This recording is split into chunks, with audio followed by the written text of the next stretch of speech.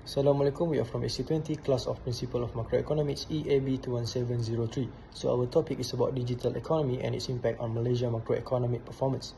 We are from Group 5. My name is Muhammad Ashraf Adil bin Muhammad Azhari, and meet my team members Shasha Balkis, Nurdini Nafisa, Nurin Hanisa and Shasha Batrisha. Digital transformation has become an important macroeconomic driver that shapes productivity, economic growth and long-term development in Malaysia. With the adoption of technologies such as artificial intelligence, AI, cloud computing and digital platforms, firms are able to improve production efficiency, while the government can enhance public service delivery. From a macroeconomic perspective, digitalization also influences labor market outcomes by creating new job opportunities and improving skill productivity. For a middle-income economy like Malaysia, digital transformation play a key role in increasing total factor productivity, strengthening economic resilience, and encouraging innovation and investment. Overall, digitalization support SME participation and help Malaysia remain competitive in the global economy, making it a crucial factor for achieving sustainable economic growth. I'm going to continue present with how the digital sector contributes to GDP growth. So there are three major ways the digital sector contribute to GDP growth. First is by productivity and TFP growth. What is TFP? TFP is total factor productivity. So digital technology like automation, AI and cloud computing improve overall efficiency. When this innovation lead to a higher TFP which is total factor productivity. This essentially means we can generate more output without needing a proportional increase in labor or capital. The second is direct contribution to GDP.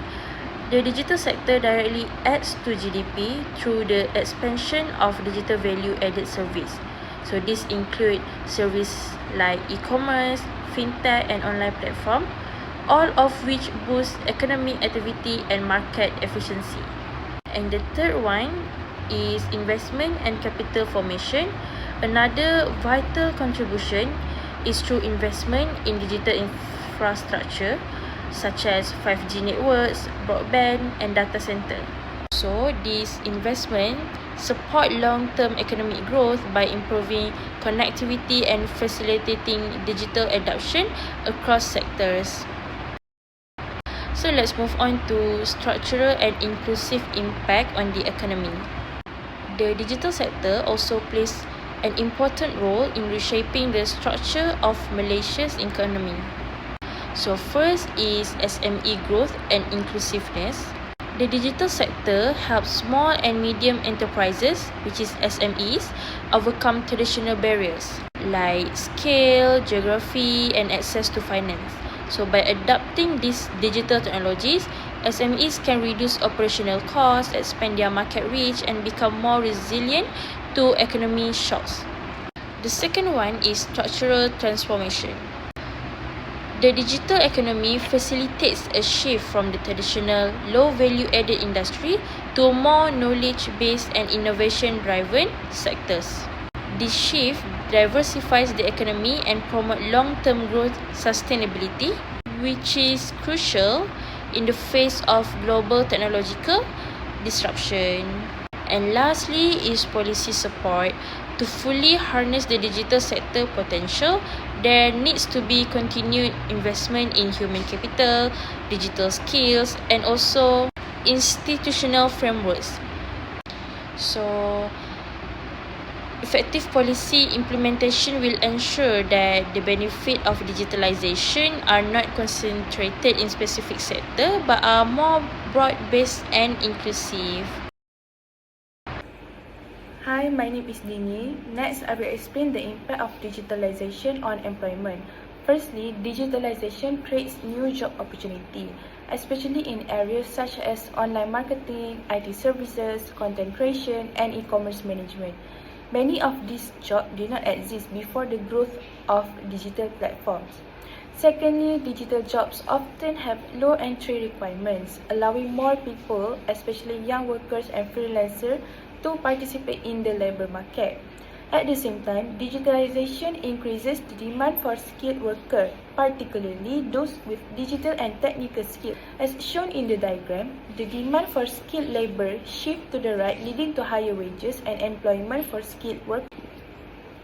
Now, I will discuss the impact of digitalization on small and medium enterprise or SMEs. Digitalization allows SME to operate through online platforms, reducing their dependence on physical stores. Platforms such as TikTok, Shopee, and Lazada helps SMEs reach a much wider market, both locally and internationally. In addition, SMEs can reduce operating and rental costs by selling online instead of maintaining physical shops.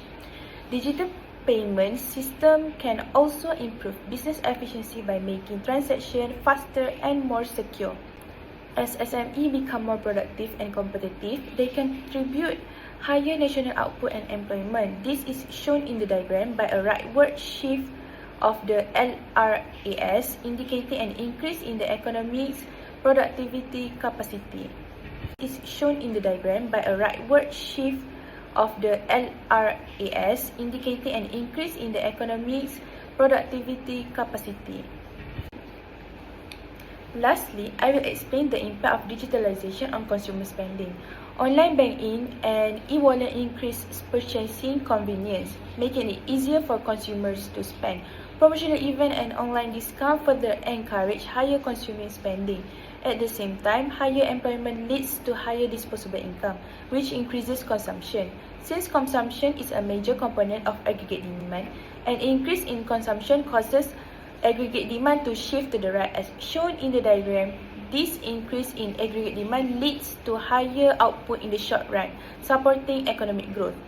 So in conclusion, digitalization positively impact employment, SMEs and consumer spending, leading to higher output and economic growth. Thank you. Hi, my name is Noreen. Now let's talk about the challenges of the digital divide in Malaysia. As we all know, fast internet is mostly available in cities like Selangor or KL, but rural areas such as Sabah and Sarawak still have weak or unstable internet. One major challenge of digital divide is how it affects small businesses. Even though most businesses in Malaysia are MSMEs, many rural sellers only use WhatsApp or social media instead of proper online stores such as Shopee, TikTok Shop.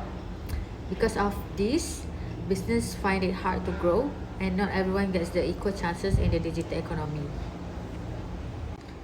Hi, my name is Noreen. Now let's talk about the challenges of the digital divide in Malaysia. As we all know, fast internet is mostly available in cities like Selangor or KL, but rural areas such as Sabah and Sarawak still have weak or unstable internet. One major challenge of digital divide is how it affects small businesses. Even though most businesses in Malaysia are MSMEs, many rural sellers only use WhatsApp or social media instead of proper online stores such as Shopee, TikTok Shop. Because of this, business find it hard to grow, and not everyone gets the equal chances in the digital economy. Lastly, the challenges also affect the whole economy. Many graduates do not have strong digital skills, so they end up in the low-paying jobs. This lowers the productivity and stop the country from filling many high-skilled jobs in the future. Overall, these challenges reduce economic growth and affect long-term supply in the economy. Okay, look at this graph. Because of the structural barriers, our long-run aggregate supply curve will shift to the left. This means our potential output shrinks, and we can see higher price level and lower real GDP. So to fix this, we must address the digital divides and human capital immediately. Like we need to conquer all the challenges from I explained before. Thank you. That's all from me. For this part, we will discuss several policy recommendations to make sure that Malaysia's digital economy grows in an inclusive and sustainable way. Although the digitalization has helped increase productivity and create new job opportunities, not everyone benefits equally. Some groups still face limited access to digital tools and lack of necessary skill. If these issues are not addressed, digitalization may not have a strong long-term impact on Malaysia's overall economy. Therefore, the government must implement inclusive policies so that the benefit of digital growth can be shared by all. Firstly, Developing human capital and digital skill is very important as technology continues to change the labor market. As more companies use digital technologies such as artificial intelligence, cloud system, and data analytics, the demand for skilled workers increases. At the same time, some low-skilled jobs are at risk of being replaced by machines. So to manage this change, the government should expand the TVET program that focuses on digital skills such as cybersecurity, data analytics, and cloud computing. And in addition, reskilling and upskilling programs should be offered to current workers whose job may be affected by automation. This program helps workers to learn new skills and stay employable. This situation can be explained using a labor market diagram, as shown in Figure 5.1. The demand for skilled labor increases and shift to the right. This leads to higher employment and higher wages for skilled workers. As a result, structural unemployment can reduce and income level can be improved. Furthermore, supporting small and medium enterprise in adopting digital technology is an important policy measure because SME represent a significant share of Malaysia's economy. So the use of digital tools will allow SME to reduce operating costs, improve business efficiency, and expand their market reach. For example, to support SME digitalization, the government has implemented expansionary fiscal policy such as MSME Digital Grant Madani, which provide a 50% matching grant for the adoption of digital solutions, including cloud computing, accounting software, and human resource management system.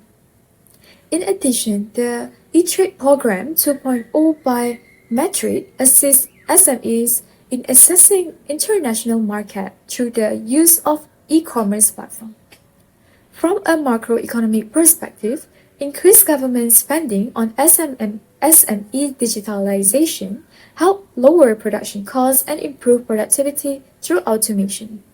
This incentive encourage firms to increase investment in digital technology, thereby strengthening their business competitiveness.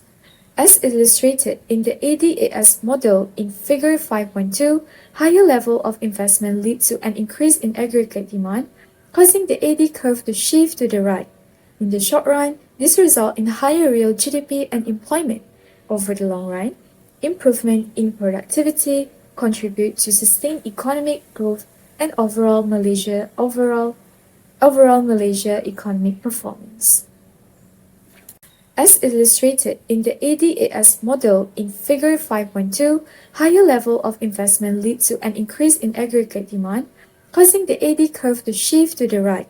In the short run, this results in higher real GDP and employment. Over the long run, improvement in productivity contribute to sustained economic growth and overall Malaysia economic performance. Lastly, strengthening cybersecurity and data protection system is necessary to build trust in the digital economy. This is because as more people use online platforms, the risk of cybercrimes such as scam, fraud, and data theft increases. A good example is the Malaysian Maybank phishing scam in 2023, where customers were tricked into giving away their banking details through fake messages. To prevent such incidents, the government should strengthen the cybersecurity law and update the Personal Data Protection Act, or PDPA, to meet the international standard. Stronger data protection help to keep personal information safe. So when consumer and business feel confident using digital platform, digital spending and investment can continue to grow. This will support the economic stability and long-term growth in Malaysia.